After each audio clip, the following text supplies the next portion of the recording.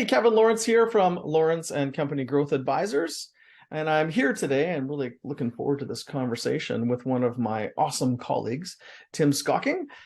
Tim actually lives in Whistler, although he's originally from somewhere else, which he'll tell you about in a minute. But we're going to spend some time just to understand and get to know a bit more about Tim, who has been working with us. It's about 5-ish years. Is that right, Tim? I tell people the better part of 5 years. Sometimes it feels like 10, but not in a bad way. Yeah, that's for sure. Time flies. I mean, we're always busy, and yeah, it should feel like time is flying by. So let's just dig right in. And where did you grow up? I kind of alluded to the fact that you live in Whistler, but you're not from there. Where did you grow up?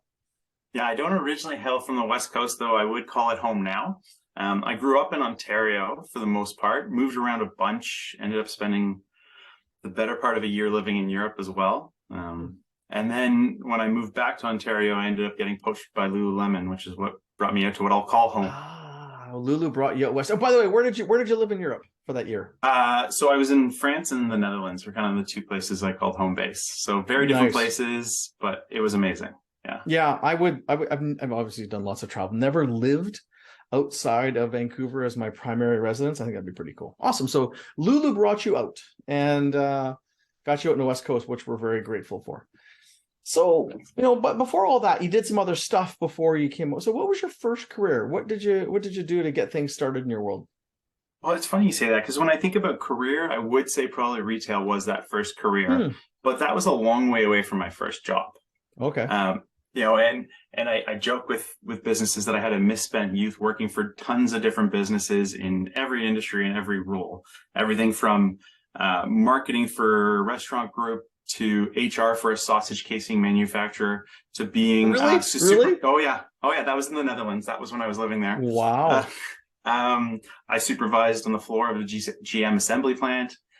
So a lot of learnings to figure out kind of what I really wanted to do. And so I got really passionate about retail, maybe because of how close it was to the guest.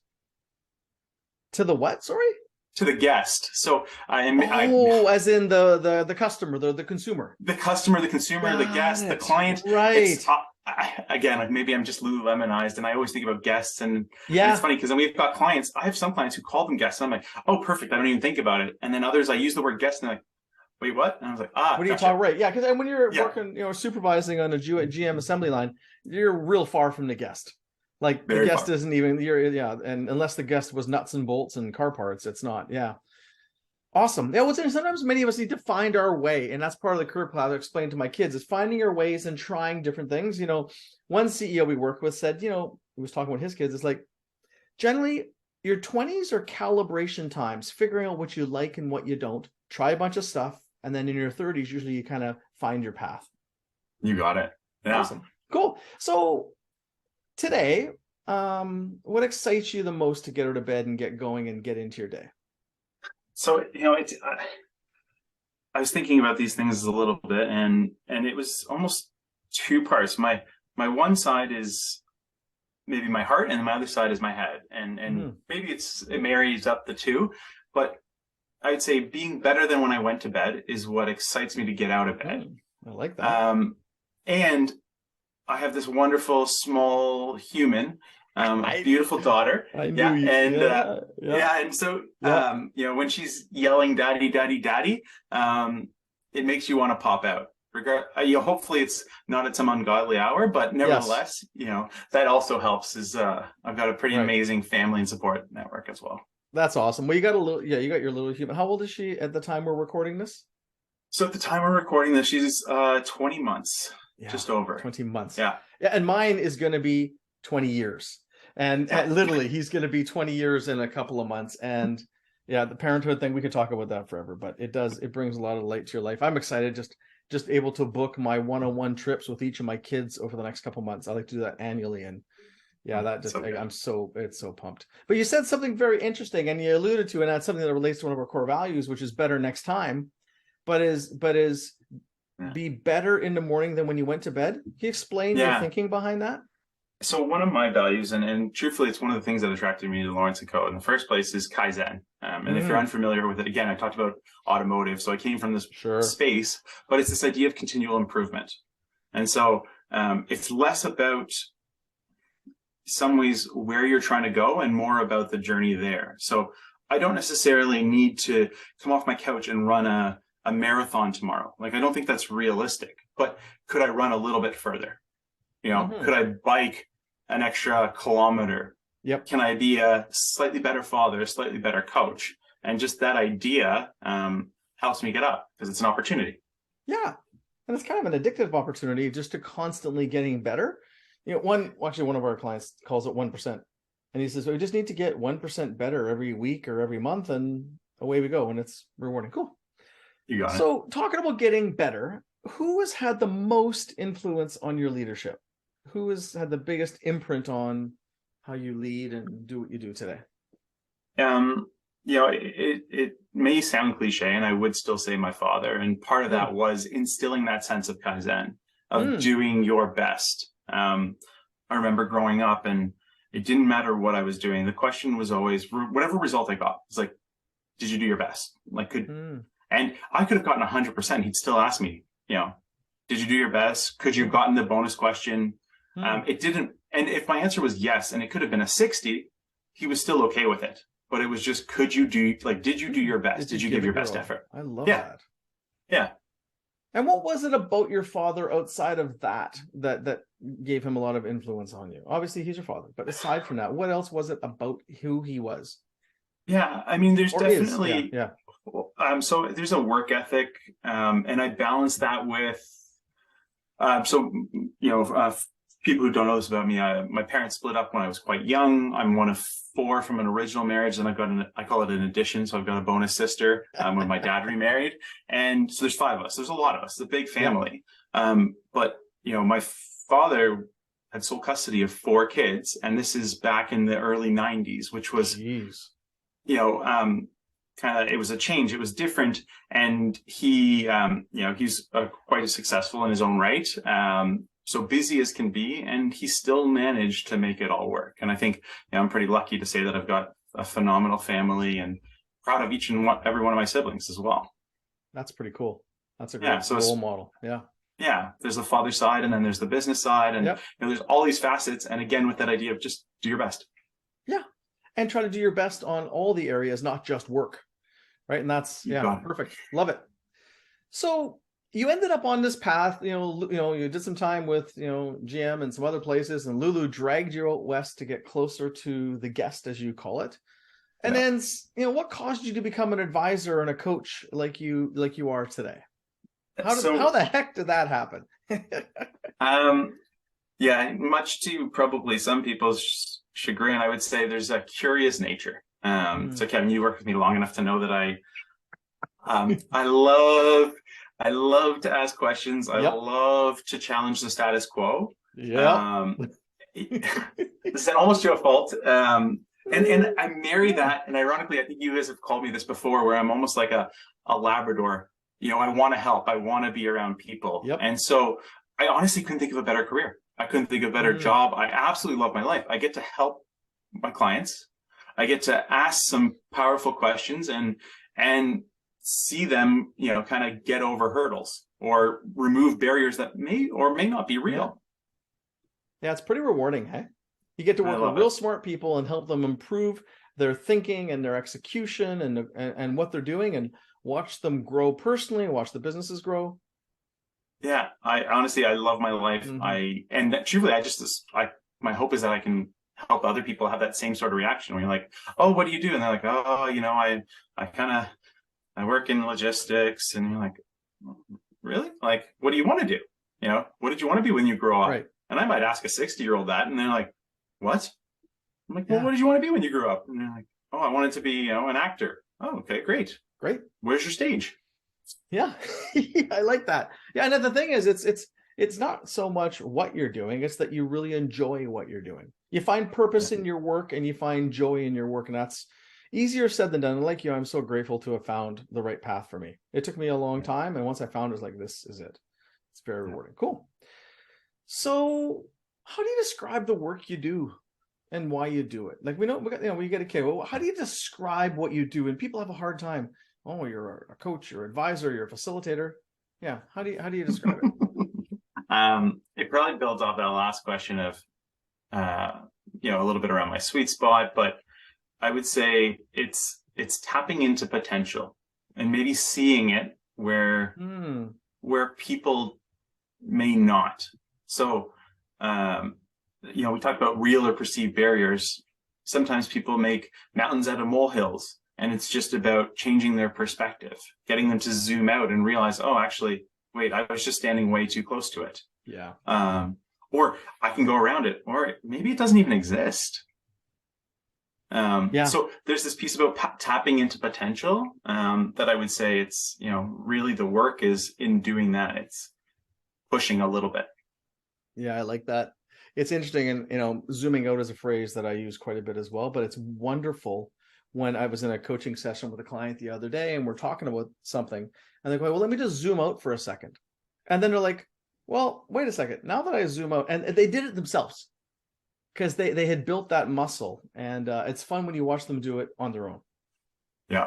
Yeah. It's, as you say, it's almost like we're building muscles for them. And, like a coach on the side, once the kids start to figure it out, it's a proud moment. It is. And then you get to work on the next level of skill or the more advanced skill. Awesome. So you mentioned sweet spot. Like, what is the type, and we'll get to your favorite kind of client in a minute, but I'm thinking about the work. What is your sweet spot in terms of the work? Like the situation that you like to go into, and what are the dynamics when you look, you can already see you're smiling, like, okay, go ahead. Well, I'm thinking of my clients. I'm thinking of, and they're phenomenal. And in some ways, so different. I've got everything from accounting to regulatory to various forms of retail, real estate development. Like, it's not, you're not like, oh, I just have a retail vertical. I'm in that. And then so you start to look for patterns, which is really cool. Yeah. In those. And one part I would say is I work with a lot of family businesses. Mm-hmm. And that brings, I guess a diamond might be the best example of all the different facets that come with a family business. You've got personal relationships, both in and out of the office. You've got potentially succession across generations. And so for me, it's a puzzle, and I find that part really fun. Yeah. Some people lean away from it, and I'm like, no, like, it's just about communicating and sometimes playing translator. They're saying the same thing, but sometimes it's just in different languages. So that's one part. I would say, probably comes as no surprise, but high growth. People who are, aspirational, they want to push, they're looking to go.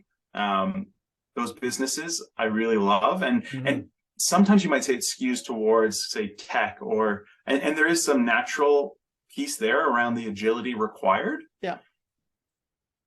But I've also seen it in a lot of other businesses, and it can be so fun.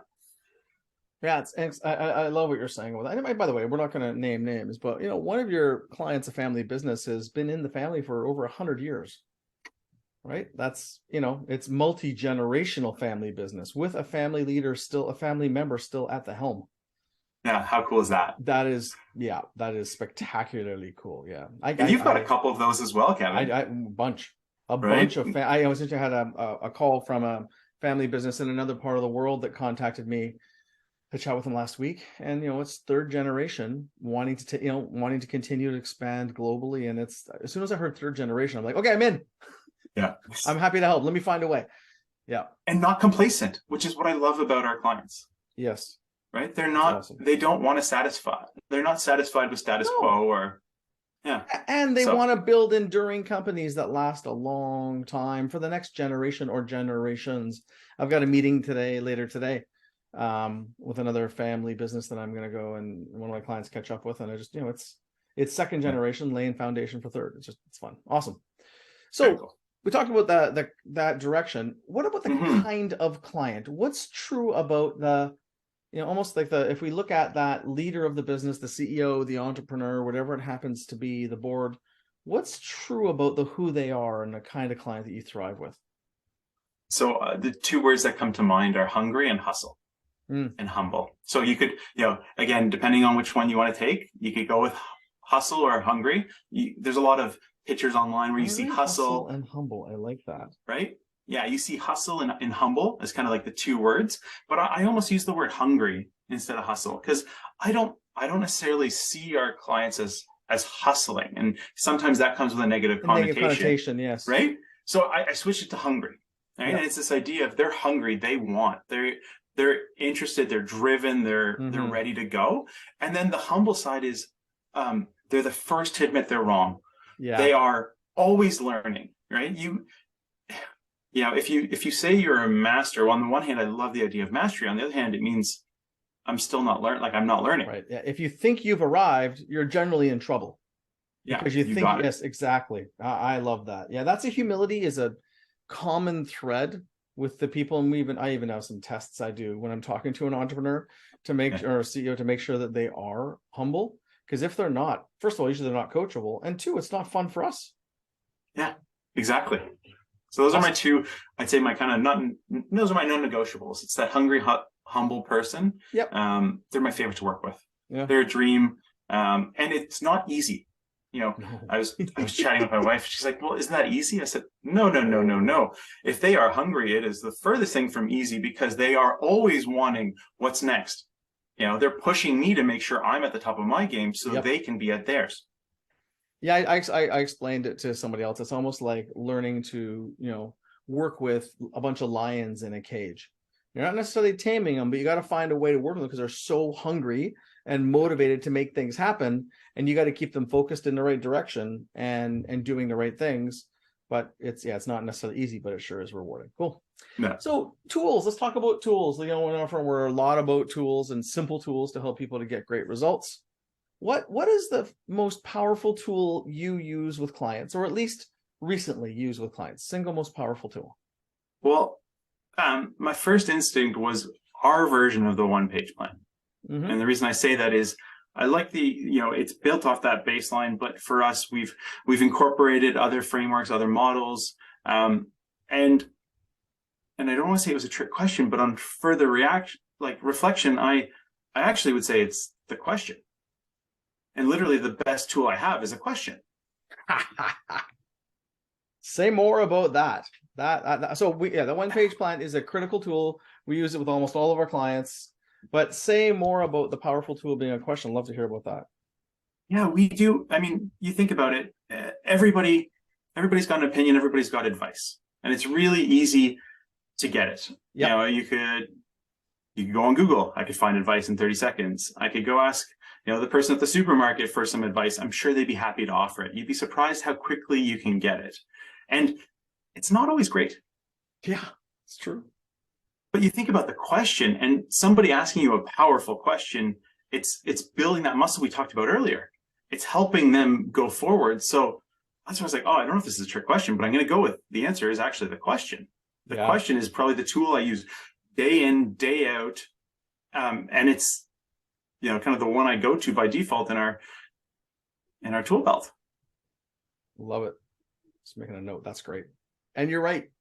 I was again just a conversation with someone who runs a large association for entrepreneurs, and he had an idea to help them scale, and he had an idea of what he wanted to do. And I just asked 4 or 5 questions and dug. What he wanted was something very different than he initially had said. But we created the environment to dig in and get to the root of it. That's great. Awesome. Yeah. So, in your Oxygen Mask First, we talk about resilience rituals, and I've talked about this stuff a lot. But what is the core to your resilience rituals and you staying sharp and being your best? Yeah, I always describe resilience rituals as a fuel bar. You think about the things we do every day, it's draining. And then these things are like those power-ups. It's like, I'm going to add way more energy. Yes. And so then I do it akin to what's my ROI on those activities. Yes. And so there are 100 things I do, but it doesn't necessarily always equate to the best return. And what I've started to figure out is that sleep plays a huge role. And part of my sleep hygiene routine is that I do a yoga nidra before I go to bed. Every night I have. Can you say that and translate that for the rest of us who don't know what a yoga nidra is? Sorry, yeah, I've got fair point. Sorry again, the Lululemon and me, the yogi. So it is a meditation that I use to go to sleep. I listen to about a 20-minute long meditation truthfully, I don't think I've ever made it to the end. And I listen to the same one every night. So it's not like I've gotten bored of it or anything like that. So or maybe you have, and that helps you sleep. Either way, it's fine. You know, again, this idea of rest. Yeah. Rest being such a key thing. When you are not rested, I can't thrive. Also related to that is also moving my body. So for me, you know, sweating, and I don't just mean going for a walk, and I'm not knocking walking. I think walking is fantastic, but for me, it's, you know, I think of like a HIIT class. I do CrossFit. Like there's things that I need to break a sweat. And that really helps me. I just said the word walking, but I've got this 4-legged animal who, Kevin, you know very well. Yes. Her name is Rosie. She has a room at one of Kevin's places, and I won't tell you the story behind it. Let's put it that way. The room's named after her. Yes. Yes. And, but you know what? We live in Whistler. I live in a beautiful place. I'm surrounded by mountains. I'm right on the Valley Trail. So just taking her for a walk and almost getting away and disconnecting, I find therapeutic, and it just kind of, again, pops up my fuel bar. And then the last one for me is travel. And so the last few years have been challenging. And I know, Kevin, you know, we've had many conversations about travel, but the idea for me is, it's one of those activities that you spend money on, but you actually kind of enrich yourself. Yeah, I love it. All those things, and obviously we have very similar ones. We've talked about this before, and I will say, like you pointed out, sleep is a really big one. It is the number one thing that I focus on since COVID, where it's been hard for me, and I have an Oura ring to help track my sleep, and it's a game changer for me because I push myself so hard. And as a reminder, I might need to try your whatever that meditation. We've talked about it before, but I think I might need to activate that. Awesome. Yeah. So final question, and you know, what is the single best advice you've ever been given? And you know, the question we say is more powerful than the advice often, but sometimes there's something that someone shares with you that just boom, it lands, and it's like, okay. I think I've heard it from a few places. You're included in that list of a few places, but the short version is do less. So, you know, yourself, you go to a surf instructor, they're going to tell you do less. And ironically, it's this idea of when we try really hard, it almost creates tension and force. And so I've given you the bamboo analogy. It's like, you need to be flexible enough. I'm not saying, you know, lose your roots or lose your values, but doing less sometimes allows actually for movement or fluidity. Yeah, I love it. I looked over here. I've got a Post-it note because I had a conversation with an executive our CEO that had an executive that was doing too much. And I said something that it resonated with him, and he said it back to me yesterday, but it's too much good is bad. Yeah. Right. Which is very much similar to do less, or, you know, do fewer things better. Yeah. I love that. Like, I think there's one in coaching. What's that? Be often and be lazy. Yeah. As a leader, it's actually like, just be there for them. Yep. But be lazy. Don't solve it for them. Yes. Those are lots of good ones. Awesome. So anything else that the world should know about Tim? Anything else you'd like to share? Anything we haven't got to you wanted to share with us today? You know, I guess it would just be deep appreciation. Honestly, for you, Kevin, for the firm. I mean, we've got such an incredible team. You know, I joke that I said 5 years feels like 10, and I meant it in the best way. Yeah. You know, when you just fall in with a group and there's space to be your own, I think that's pretty amazing. And they encourage you to, again, show up as your best or be better every day. And so whether you're seeing this and you have that or you want it, I would certainly encourage people to aspire for that. Wonderful. Well, that's a great way to finish up. Then I agree, Tim. We have an amazing team, and we're all pushing each other to get better constantly. That's what I love about the group that we have. Yeah. Great. Well, Tim, thanks for taking the time and sharing your journey with us. It's exciting to work with you. I'm thrilled to see the great things you do and the different perspectives that you have than I have, which that makes things much more effective when we got all these different views coming together to come up with how we can be more effective and also live a better life. Yeah, I can wholeheartedly say my pleasure. Yes, myself and mine as well. All right. Okay. See you soon. Thanks.